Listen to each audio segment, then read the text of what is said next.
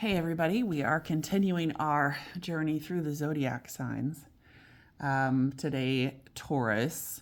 Remember that this is a general reading. It is timeless, but there are no readings that are created in a vacuum. So not only does the tarot reader's influence, excuse me, the tarot reader influences the reading itself based on their own experiences, and the time influences the reading as well. So yes, it is timeless. When you find it, you're meant to find it, but it's impossible to be completely void of time, right? Okay, so this is Taurus. I feel like that's necessary to mention specifically for you. We have the bottom card as the King of Wands. I'm using the Cards deck, obviously. All right. 4 cards we're going to pull. We've got the High Priestess. A friend of mine had a Chevy Impala, beautiful champagne colored, 1972, I think. Man, he loved that car. I love that car too. One of my soulmates, as a matter of fact, but at the time he was partnered with someone else, so nothing ever really happened about it, but yep. All right, so we have the High Priestess, the Ace of Swords, the 5 of Swords, and the 5 of Wands. Taurus, Taurus, Taurus. Taurus, Taurus, Taurus. Look at you. A lot of scheming going on, isn't there? A lot of scheming. What is going on, especially this holiday season with you? I'm feeling like I don't even have the right deck to clarify, but we're going to make do. I really want to do the Fuego deck. You've got some spicy energy here with these swords and wands. I almost feel like you're strategizing any potential arguments you could have over Thanksgiving. It's like you're going through the list of everyone at the table and anticipating what shit they're going to stir and coming up with your counter argument. I mean, okay, if you've got time to do that, go ahead. Your peace is very valuable. Remember that. Okay, I know a lot of Taurus have stress-related health issues, okay? Don't let that be you. Oh, Taurus. Let's pull on the High Priestess. I haven't had my whole cup of coffee is the benefit of this reading, is you're getting full, unfiltered, uncaffeinated me. For better or for worse. Let's pull on the High Priestess. Why is the High Priestess here?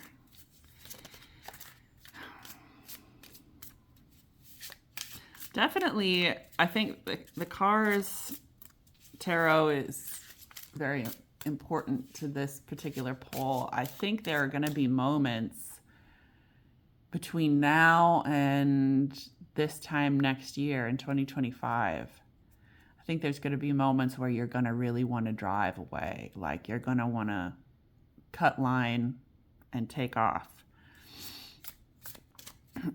You're going to want to clear your head. You're going to want to get away from an argument by driving away, by running away.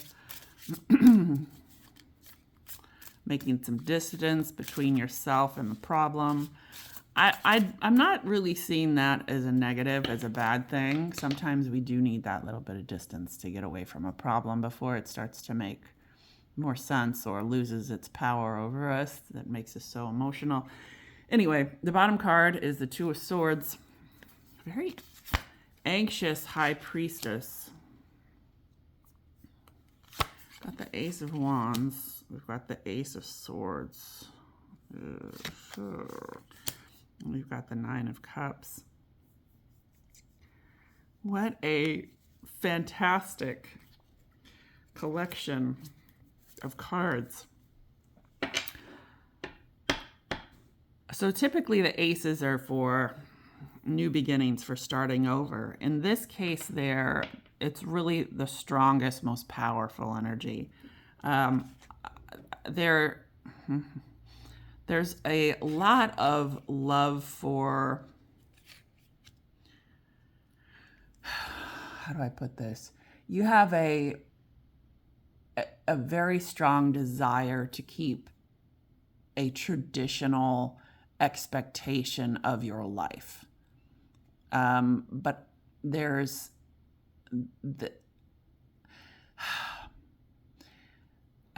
some esoteric qualities to the rest of your, whether it's family or the rest of your experience, that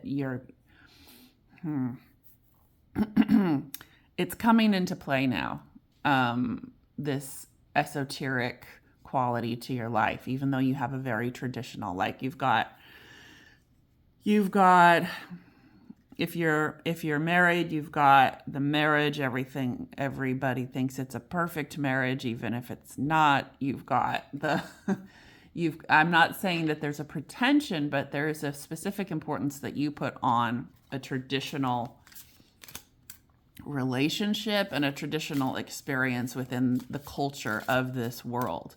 There's not a high likelihood, if you're watching this, that you have, well, first of all, there's not a high likelihood that you're watching this at all, to be honest. I'm probably pulling for someone who is not going to watch this, because this is not in your wheelhouse. Tarot, what a bunch of hooey. Yeah. There's not a particularly strong spiritual bone in your body. Okay, Ace of Swords.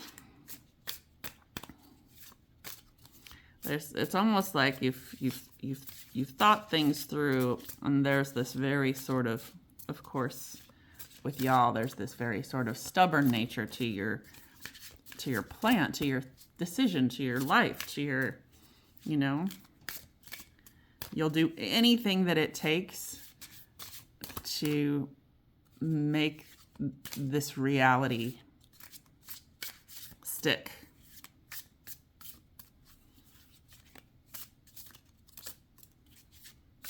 Very smart, very, very smart in general, but let's pull the Ace of Swords.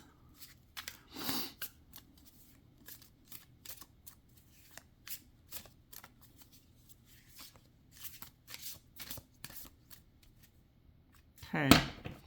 Yeah, there's something not, okay, I'm going to stop there. All right, we have Justice on the bottom card. Yeah, we have the Death card.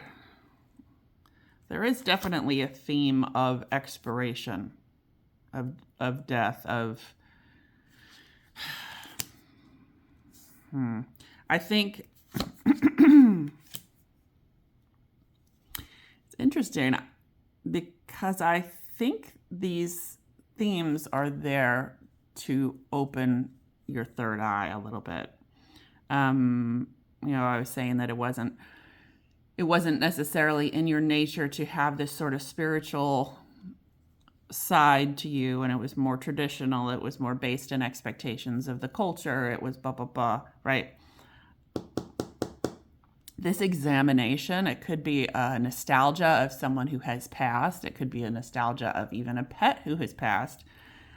This particular examination of loss is causing you to think about a spiritual existence. And I don't think you're talking about it yet. I think you're thinking about it a lot.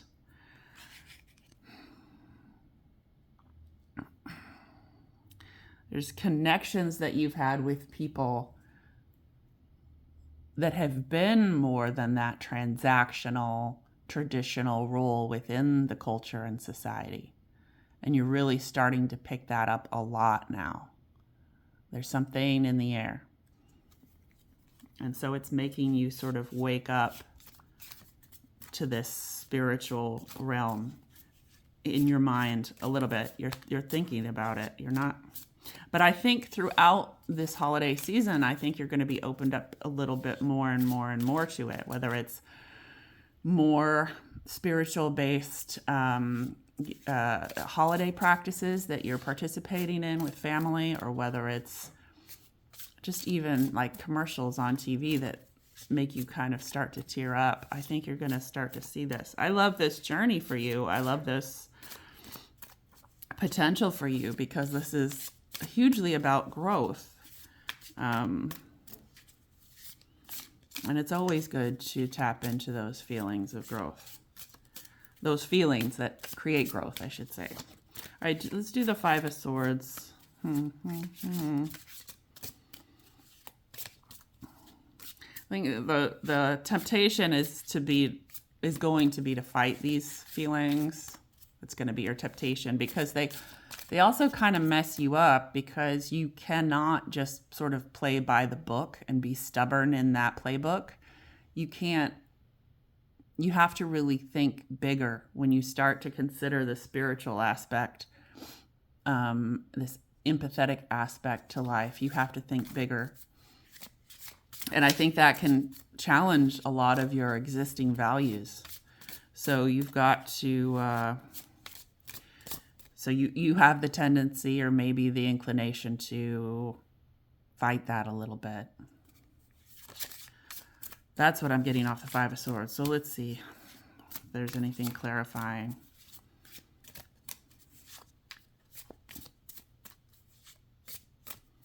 I think the universe would say, come at it from a place of curiosity, not of strife. In these readings, the last card, the fourth card, has often been, with the zodiac readings, the fourth card has often been the suggestion from the universe, warnings, what have you. All right, the Knight of Swords is the bottom card here for the Five of Swords. Four of Swords, the Magician, and the Three of Pentacles.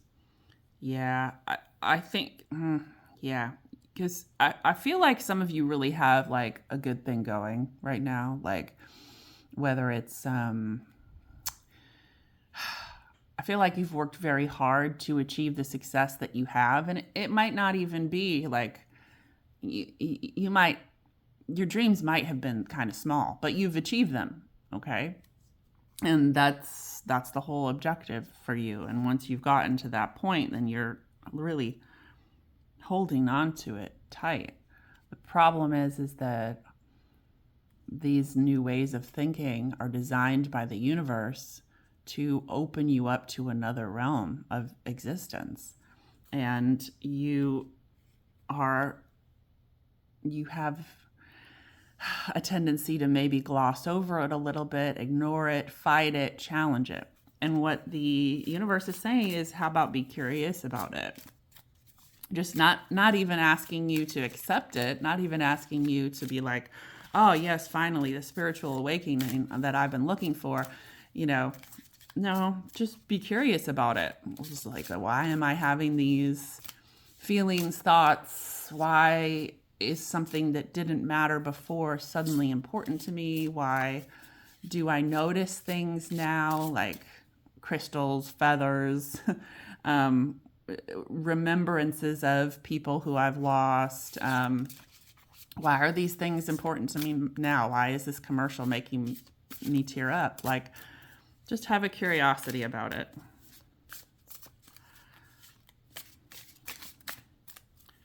Curiosity is one of those things that keeps us young, As I've mentioned before, I work in a field with older Americans, and one of the common traits that the most active, vibrant, and healthy seniors have is that they are curious about their world. The other aspect is that they're very social. And the other aspect is that they are active in general and exercise and stuff. But just a little tip from me. If you want to live a long and healthy life, There's plenty of people who live a long life that's not healthy or happy. Okay. The key to living a long and happy life is that curiosity and social existence. All right, so the bottom card is the Sun. It's a great card, isn't it? Great card. Okay. Stay curious.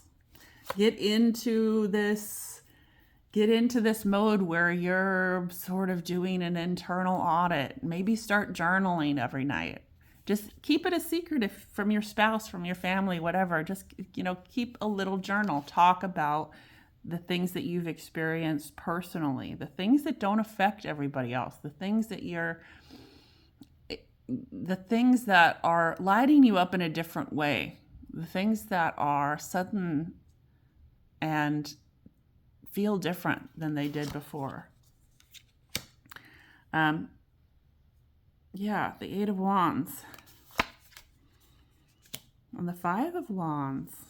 Full circle there, feedback loop from the universe saying this is what's important. This is what's important for you to really have that internal dialogue in a quiet space and figure these things out with this curiosity. I absolutely love this journey for you. I know that it's not ideal. It doesn't fit into many people's schedule, right? But I think that it's what being human is all about. You've got to experience love on many, many different levels. You've got to experience loss, and you've got to experience the connection of love and loss is often spirituality. It's how we exist in the world by ourselves and with other people, and then in the loss of other people and experiences.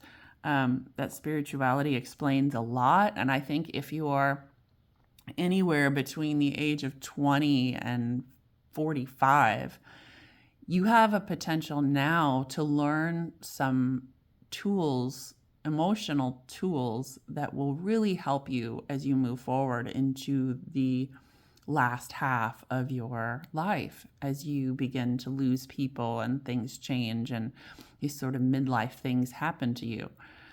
So take the opportunity to really connect with this spiritual side of yourself.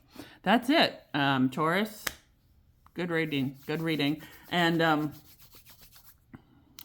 you're here. If you've listened to this, if you watch this, I think you're on the right path, right? If you're already watching tarot readings, then you are in a good place to open up even more.